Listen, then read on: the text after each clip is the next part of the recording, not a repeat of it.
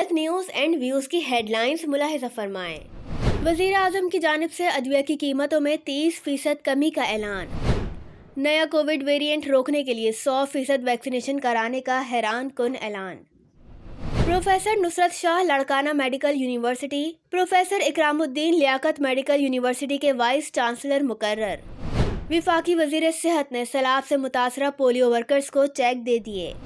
ڈیرہ اسماعیل خان میں polio team کی حفاظت پر مامور پولیس پر فائرنگ۔ کرونا ایئرپورٹس اور بارڈرز پر اسکریننگ جاری رکھنے کا فیصلہ۔ محکمہ صحت سندھ کی جانب سے اومیکرون XBB موجود نئے چینی ویرینٹ کی تردید۔ 6 مریضوں کی آغا خان ہسپتال یونیورسٹی کی جانب سے تصدیق۔ سندھ سے کرونا کے خاتمے کا خود ساختہ اعلان کرنے والی سائنس سرکار نے کرونا پر یو ٹرن لے لیا۔ کرونا کے وار جاری، 25 مریضوں کی حالت تشویشناک۔ آزاد کشمیر میں جعلی سگریٹ ساز فیکٹری کو ٹیکس نیٹ میں نہ لایا جا سکا۔ سائنس سرکار کے بڑے وزیر مراد علی شاہ کی جانب سے سرکا واسڈی گدو بندر کو یونیورسٹی کا درجہ دینے کی بچکانہ خواہش۔ اب آپ آج کی ہیلتھ نیوز اینڈ ویوز کی تفصیلات ملاحظہ فرمائیں۔ سابق وزیر اعلیٰ سندھ سید قائم علی شاہ کی صاحبزادی ڈاؤ یونیورسٹی کی پرو وائس چانسلر پروفیسر نصرت علی شاہ کو لاڑکانہ میڈیکل یونیورسٹی کا اور پروفیسر اکرام الدین کو لیاقت یونیورسٹی آف ہیلتھ سائنسز کا حکومت سندھ نے وائس چانسلر مقرر کر دیا ہے۔ وفاقی وزیر صحت عبدالقادر پٹیل نے سیلاب سے متاثرہ ہونے والے پولیو ورکرز کو امدادی چیک گزشتہ روز اسلام آباد میں دے دیے ہیں۔ یہ چیکس انہوں نے بلوچستان، خیبر پختونخوا، پنجاب کے ایمرجنسی آپریشن سینٹر کے کوآرڈینیٹرز کو دیے، جبکہ سندھ میں متاثرہ 22 اضلاع میں فرنٹ لائن ورکرز کی مالی امداد کا عمل پہلے ہی مکمل ہو چکا ہے۔ گزشتہ روز ڈیرہ اسماعیل خان کے مختلف اضلاع سے آنے والی پولیو ٹیموں کی حفاظت پر مامور پولیس نفری پر نامعلوم مسلح افراد نے فائرنگ کی۔ پولیس کی جوابی کارروائی سے ملزمان فرار ہو گئے، کوئی جانی نقصان نہیں ہوا۔ پاکستان میں BF7 اومیکرون کرونا ویرینٹ کے پھیلاؤ کے خطرے کے پیش نظر NDMA کا کرونا صورتحال پر اجلاس میں ایئرپورٹس، بندرگاہ اور سرحدی داخلی راستوں پر کرونا اسکریننگ جاری رکھنے کا فیصلہ۔ 24 گھنٹوں میں 112 افراد کے متاثر ہونے کی تصدیق۔ ملک میں کرونا کے وار جاری، نیشنل انسٹی ٹیوٹ آف ہیلتھ کے مطابق ملک بھر میں 24 گھنٹوں کے دوران 3744 کرونا ٹیسٹ کیے گئے، جن میں سے 115 افراد کے ٹیسٹ مثبت آئے۔ کوئی مریض جاں بحق نہیں ہوا، تاہم 25 مریضوں کی حالت تشویشناک ہے۔ محکمہ موسمیات نے 10 جنوری سے کراچی میں سخت سردی پڑنے کا امکان ظاہر کر دیا۔ 7 جنوری سے ہواؤں کا نیا سلسلہ بلوچستان میں داخل ہوگا۔ مغربی ہوائیں بلوچستان کے کچھ اضلاع میں بارش کا سبب بن سکتی ہیں۔ مغربی سسٹم کے خیبر پختونخوا منتقلی کے بعد کراچی میں سرد ہوائیں چلنے اور سردی میں شدت کا امکان ہے۔ حکومت سندھ نے سندھ گورنمنٹ لیاری جنرل ہسپتال کے متنازع MS پیر جیلانی کو ہٹا کر سابق MS ڈاکٹر عبدالحفیظ ابڑو کا تبادلہ جام شوروں سے دوبارہ لیاری جنرل ہسپتال میں کر دیا ہے، جس سے ہسپتال کے طبی اور نیم طبی عملے میں خوشی کی لہر دوڑ گئی ہے۔ لائیو ڈیجیٹل نیوز سے ڈاکٹر عبدالحفیظ ابڑو نے خصوصی گفتگو کرتے ہوئے کیا کہا، ملاحظہ فرمائیں۔ سراج بھائی، بہت بہت شکریہ آپ کا، آپ نے مجھے بولنے کا موقع دیا اور آپ یہاں آئے۔ آپ نے آپ سے پہلے بھی جان پہچان ہے، مختلف جگہوں پہ میں رہا ہوں، آپ آتے رہتے ہیں۔ سب سے پہلے تو آپ کے چینل، آپ کی کوریج کا شکریہ۔ آپ بہت ہی سیدھے ہاتھ کے آدمی ہیں اور ہیلتھ کے مسئلے مسائل پہ کبھی کمپرومائز نہیں کرتے، اور بہت شکریہ آپ لیاری جنرل اسپتال آئے۔ تو کہنا میں یہ چاہتا ہوں کہ میرا آج یہ تیسرا دن ہے، سیٹرڈے کو میں نے جوائن کیا، اور میں پہلے بھی لیاری میں 7-8 مہینے گزارے ہیں میں نے۔ لیاری کے مسئلے مسائل، لیاری کی اسپتال کے مسئلے مسائل، یہاں کے اسٹاف سے میرا بہت قریبی رابطہ رہا ہے، یہاں کے لوگوں سے رابطہ رہا ہے، یہاں کے مسائل میں اچھی طرح جانتا ہوں، اور میں نے پہلے بھی بہت کام کیا اللہ کی مہربانی سے۔ یہاں کا اسٹاف، یہاں کے لوگ، یہاں کے امپلائی مجھے بہت اچھے لفظوں میں یاد رکھتے ہیں، اور میں انشاءاللہ میری پوری کوشش ہوگی کہ پچھلے دنوں جو مسئلے مسائل ہوئے، یا یہاں میڈیسنز کے جو مسائل ہیں یا اور دوسرے بلڈنگز کے جو مسائل ہیں، میں ان کو بالکل صحیح کرنے کی اپنی طرف سے پوری کوشش کروں گا، تاکہ یہاں کے لوگوں کی خدمت کی جا سکے۔ اور مجھے اپنے اسٹاف پہ اعتماد ہے، وہ سب لوگ میرے ساتھ ہیں، اور میں جانتا ہوں یہاں کے لوگ، یہاں کا اسٹاف بہت ڈیووٹیڈ ہے، اور اللہ سے دعا ہے کہ اللہ مجھے ہمت دے، حوصلہ دے کہ میں لیاری اسپتال کے مسئلے مسائل کو سیدھا کروں اور یہاں کے لوگوں کی خدمت کروں۔ ادویہ کی قیمتوں میں وزیر اعظم کی جانب سے 30% کمی کا دعویٰ، کورونا کے نئے ویرینٹ پر محکمہ صحت سندھ کی کلا بازیاں۔ وزیر اعلیٰ سندھ کی جانب سے سرکاوس جی کو یونیورسٹی کا درجہ دینے کی خواہش کی خبروں پر آپ ہمارے ایڈیٹر معروف طبی صحافی سراج الدین امجدی کا تبصرہ ملاحظہ فرمائیں۔ السلام علیکم ناظرین کرام، میری ذاتی رائے تو یہ ہے کہ بس کریں وزیر اعظم میاں محمد شہباز شریف، بس کریں۔ عوام نہ تو پاگل ہے اور نہ ہی آپ کی طرح اقتدار کے نشے میں بدمست ہے۔ آپ بتائیں، بابا ڈالر اسحاق ڈار کو لا کر آپ نے ایک روز کے لیے تو ڈالر کی اونچی اڑان کو نیچے لا کر خوب ڈھول بجوائے۔ اب بابا ڈالر اسحاق ڈار ڈالر کو نیچے لانے میں کیوں بے بس ہیں؟ وہ کون سی آپ کے پاس جادو کی چھڑی ہے کہ ڈالر کے ریٹ کے بلند ترین سطح کے باوجود آپ دواؤں کی قیمتوں میں 30% کمی کا ایسا ہی مضحکہ خیز اعلان کر رہے ہیں جیسا کہ آپ آٹے جیسی بنیادی شے کی قیمت کو کم کرنے کے لیے اپنے کپڑے بیچنے کا اعلان کیا تھا۔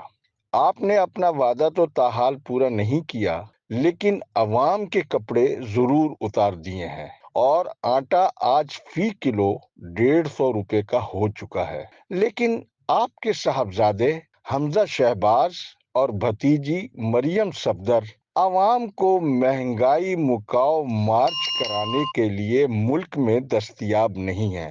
7 ماہ کی رات کی تاریکی میں آپ کی آنے والی حکومت نے ملک کی معیشت کو جس دوہرائے پر پہنچایا ہے، اس کے لیے آپ ہی کے پہلے وزیر خزانہ مفتاح اسماعیل ہی کافی ہیں۔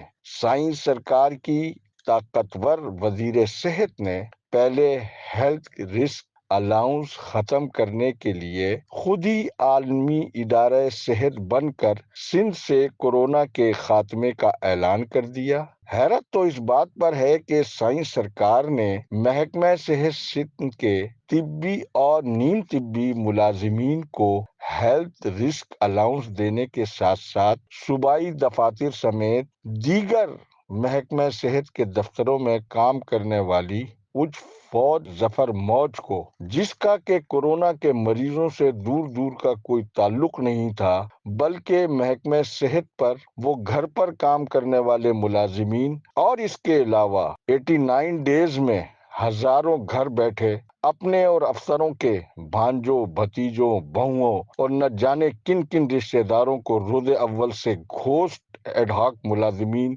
کو بھی اس بہتی گنگا میں ہاتھ دھلوانے سے آپ نے گریز نہیں کیا۔ لہذا اب آپ اپنی کرپشن اور لاقانونیت کا حساب جائز قانونی ہیلتھ رسک الاؤنس کو بند کر کے لینا کہاں کا انصاف ہے؟ اس کا فیصلہ آپ خود کریں۔ پھر کورونا میں محکمہ صحت کے جو ملازمین شہید ہوئے، ان کی مالی امداد تو کجا، ان کو خراج عقیدت پیش کرنے کے لیے انہیں آپ کی حکومت کی جانب سے کوئی اعزاز یا ان کے بچوں کو سرکاری ملازمت دینے کی کوئی سنجیدہ کوشش کی گئی؟ یقیناً اس کا جواب نفی میں ہے۔ سندھ کے غریب عوام کیا 150 روپے کلو کا آٹا خرید کر آئندہ آپ کے اقتدار کی سیڑھی بنیں گے؟